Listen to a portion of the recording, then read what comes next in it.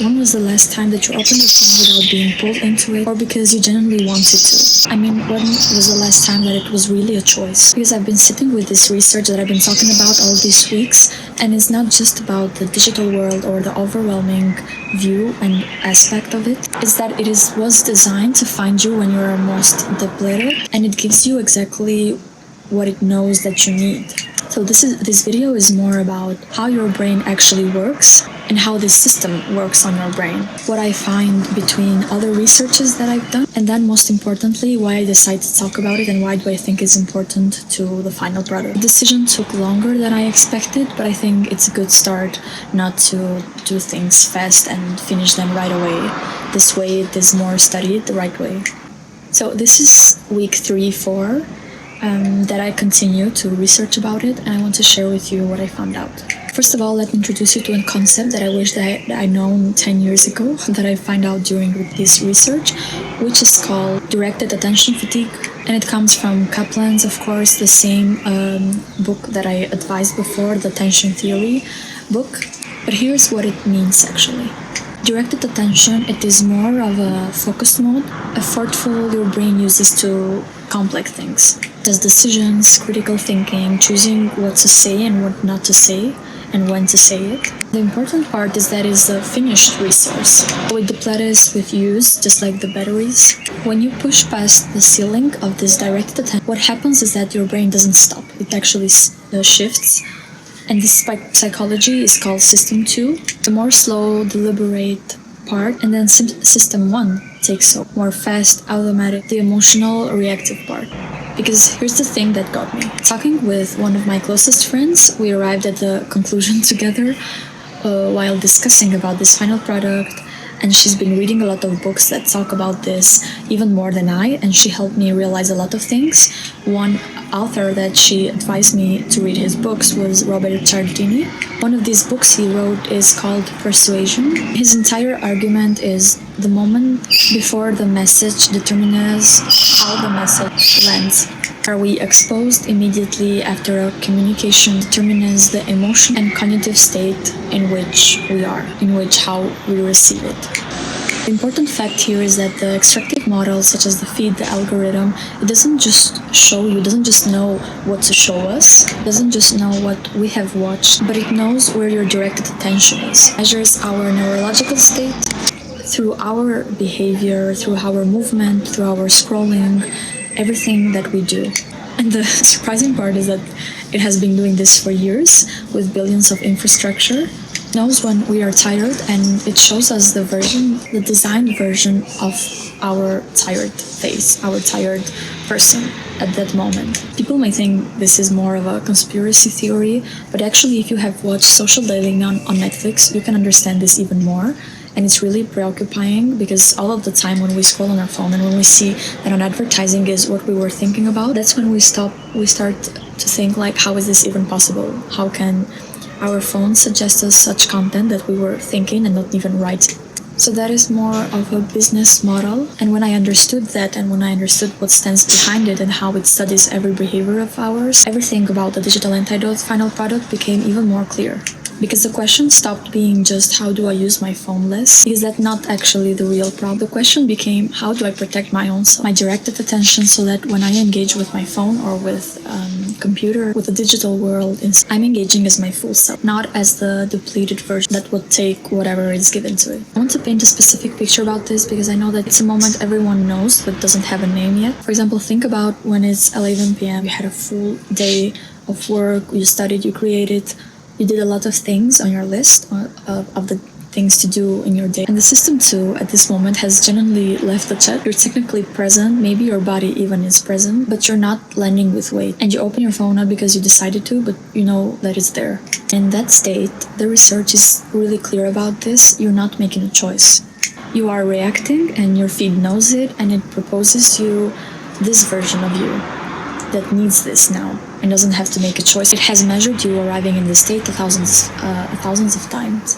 It gives you exactly the things that will keep you there the long, not what will restore us, but what will retain us. I think this is even more personal for me because I do think about this a lot and how does the feed, the algorithm works, because I'm trying to make content, right? I'm talking with the phone and I want to make decisions that are my choices and not something that is there and tries to get my attention without me being conscious of it. And the understanding of working around it, it's what made me go even further, because you cannot control or be conscious of something you don't, that doesn't have a name. So first of all, trying to give it a name and understand how it works behind it, it's even better. When I was at university, I made a small video called Garden Zen, something like that, because some years have passed now, which I can show you because it was a really nice concept that I really cared about, which is not the typical game where you have to fight with your enemies or do this and do a lot of actions, but it was more of being guided through the environment.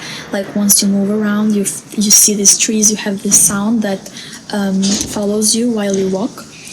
You have these trees. Move closer to these trees, it redirects you because some phrases appears on top of the trees that can give you directions to arrive at the temple. And once you arrive there, you just pause and have a meditation with yourself and with what you discovered along the way. I tried to merge in there also some elements. It was more of a how do you feel like exploring, not something that you necessarily have to go into this direction. And it was a peaceful game, so not something that we're usually habituated to be seen in video games. And that was the purpose, eventually. At the time, I thought about it more as a design environment, but thinking of it now that I have this idea of this framework, of this final product for the Digital Antidote, which, by the way, I still don't know if I have to call it that way, but we will talk about this next. I realized that I was actually already trying to build an ethical, persuasive environment. I was trying to prime calm before asking for the reflection, but I just didn't have the right language for it yet, so it seemed a little bit more easier. And without a fine purpose. And that's the thing I keep coming back to, because the Digital Antidote is not a system or a complete detox, not going offline forever or the total absence. That's not the core message of it. And this is not what I want to create, because it wouldn't even be possible in the world we're living in. It would be like talking some nonsense, and people will not be following this, of course.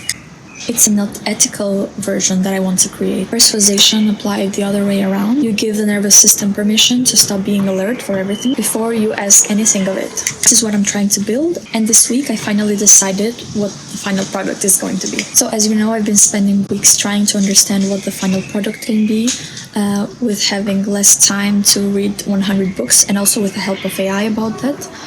Because we have a lot of things to do in our daily life. And I want to share the process because I think it's really useful, even though you're not into this direction or you don't have to create what I'm creating. It's really more about how you think through the creative process. First, and the most obvious option was an app, first of all. But then I thought about it better, because it could be something that you open, that you relax, something more similar to a wellness app, or an environment, a world you can go into and relax yourself. It can also have inside of it some of the visual components that I talked about in my previous video, such as sensory, neurological effect, etc. Because I want to be honest, that felt more like a concrete final product. So something that was exciting for people to see and to install and have with them. More I sat with it, more I felt that it was structurally and in other concepts wrong. Because the premise of everything that I'm trying to build is the extractive model that uses screens to deplete you. So building another screen as a solution, at best, is somehow ironic, and of course a screen that you have to scroll into or be into a lot of time. At worst, it's almost adding to the problem that I'm stating. Because when you think of an app, it's just another app that's being added, another thing pulling for attention, and another thing that can become a loop. Intervention has to be definitely something more deep and not just a wellness app. The second option, on the other hand, was something physical. I was thinking a kit design, something that a system that you could touch and it can make you feel better with studying all of these principles that I've been talking about. And the engagement would be qualitatively different. And that was exciting to me at first, because it was something completely off the screens and it moves you from this context entirely, so it's another whole physical environment. Physical production has costs, has some limits. While talking with AI, I also find the pros and the cons of everything. And in this specific moment of my life, I can't handle that alone, so it was an option to not consider it at this moment. So after these considerations, here's where I landed. I want to explain the thinking carefully because it matters most, and I came to this conclusion with my friend while talking for hours on the computer, trying to understand with our background in university what we have learned and what we would want people to learn with our knowledge and with our designer mindset of problem solving. And as a creative person who has a lot of thoughts, it's difficult to organize it. So, and also alone with my own thoughts, it's not good. So this friend of mine came to save me. We helped each other trying to understand the logistics, what is better, what is not. Also, of course, with the help of AI, trying to understand the pros and the cons of each final product and what it could be and what it could shape into. And I thought that the most useful thing that I can create right now would not be none of these things that I've talked, but more of a framework, a playbook, a system, so a visual language with principles, something that anyone can use, a creator, a designer, an architect, creative people, but also not creative people, influencers, basically a person who just wants to be less depleted, that can understand it and apply it at their own basic and can personalize it in their own context. What I'm talking here is not a generic wellness PDF, not an aesthetic mood board, but something more grounded in research, the research that we made for you, that can actually argue its case, something beautiful enough, easy to comprehend, because I strongly believe that good design, something that is designed really well, communicates before even the content does. And this is the part that excites me, because this framework can also be the brand, to my brand identity. So my own language within itself, the visual principles that restore attention, that calm your brain, that detox it. So trying to merge it inside everything that I'm making right now, in my contents, in my carousel, in my feed on Instagram, in the designs that I create, in my system, in my thinking, in my creative processes. So eventually, whenever I will build next, it's going to build based on all of these framework. Here I come back to why I want to search another name for it, and it won't be Digital Antidote, because we cannot really detox from all of this digital overwhelming, because once I can create a system that detoxes you, so it gets you off the dopamine effect of the scrolling and having dopamine constantly. If I do this, and if I do something that's 100% restorative, then you would be even more, have like the spike of wanting more and more dopamine. So this is not the effect that I'm trying to create. And after research and after also talking with my friend, we thought about this decision better. It can also be a foundation for companies that are searching and that are building a more human-centered design, and that once they know these principles and this whole research that we make for them, then can apply it to everything that they make in a more conscious decision way. So I'm trying to think of it, how will it look more in the practice? Of course, as we talked previously, the brain can only handle 4 things at once. The application for a creator in this context is write the script, think about this, think about that, the timing, the scheduling, the edit of the videos, the content that you want to create, the mood board, the inspiration. So there is a full brain with it. Everything is inside your brain, and what we talked about previously is that is not good, because it's more information coming in. So putting this on paper, and this way emptying the 4 space things for our brain, we create cognitive space and try to fill it with what is new. I thought about also creators specifically, because when I think of myself, what I want to do is that I want to share a lot, and I have too many things going on, but I like to share them with people. Sharing what you think in public, it's a constant negotiation between expression and extraction. So we're using the extract system to share things that matter most to us, and that negotiation is exhausting in a way that it's different from just consuming content. The framework that we want to build is based on all of these. And what I'm talking about is not a productivity hack, but more of permission structure. Trying to build my own infrastructure for sustainable creative work, because everything that we put on media has an importance and it stays there. And with all of this media pollution, what we can try to create and educate future generations as well, who are at youngest age on their phone and then on TikTok. If we give these tools to creators and to companies, that will benefit not only them but also future generations, I think it's the best way.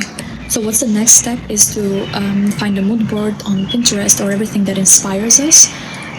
As I'm doing this with my friend, So we combine the two brains together, and we will talk about how to choose between all of these images that will be the base for our framework, for our playbook, because it's not easy. Like, we have to search based off the things that we talked about that can benefit us, with soft fascination, attention restoration. So it's going to be something really studied well. And we will start from the visual identity, so trying to identify how the playbook will be structured visually, but also create the pillars of the structure that it will have. And yeah, I'm excited to know what it should be eventually. So if you're curious to know this creative process, you can follow again next week.